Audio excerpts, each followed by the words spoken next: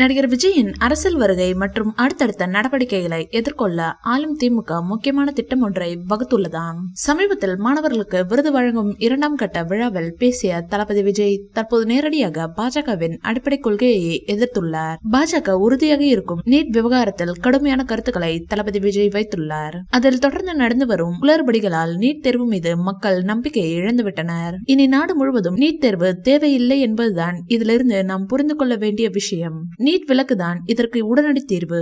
சிறப்பு பொது பட்டியலை உருவாக்கி கல்வி சுகாதாரத்தை மாநில பட்டியலில் கொண்டு வர வேண்டும். கல்வி சுகாதாரத்தில் மாநில அரசுகளுக்கு முழு உரிமை வழங்கப்பட வேண்டும்.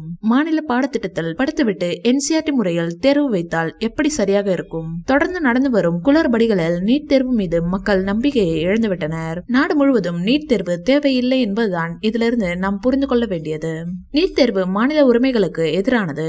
ஒரே நாடு ஒரே பாடம் ஒரே கல்வி என்பது கல்வி கற்கும் நோக்கத்துக்கு எதிரானது என்று தளபதி விஜய் பாஜக அரசியலுக்கு எதிராக பேசியுள்ளார். இதன் மூலம்தான் திமுகவை மட்டும் எதிர்க்க போவதில்லை, இனி பாஜகவையும் எதிர்க்க போகிறேன் என்பதை வெளிப்படையாக தளபதி விஜய் அடித்து சொல்லியுள்ளார். இதில் ஒன்றிய அரசு என்றெல்லாம் கூறி தளபதி விஜய் நேரடியாக பாஜகவை எதிர்த்துள்ளார். இந்நிலையில்தான் நடிகர் விஜயின் அரசியல் வருகை மற்றும் அடுத்தடுத்த நடவடிக்கைகளை எதிர்கொள்ள ஆளும் திமுக முக்கியமான திட்டம் ஒன்றை வகுத்துள்ளதாம். நடிகர் விஜய் திடீரென நீட் எதிர்ப்பு ஒன்றிய அரசு என்றெல்லாம் பேச தொடங்கியிருப்பது திமுக ஆதரவு நிலைப்பாடு என்று வெளிப்படையாக தோன்றினாலும் உள்ளுக்குள் திமுகவின் வாக்கு வங்கியை குறிவைப்பதே அவரின் நோக்கம் என்கிறார்கள் அரசியல் விமர்சகர்கள். இந்த வீடியோ பிடிச்சிருந்தா லைக் பண்ணுங்க, ஷேர் பண்ணுங்க.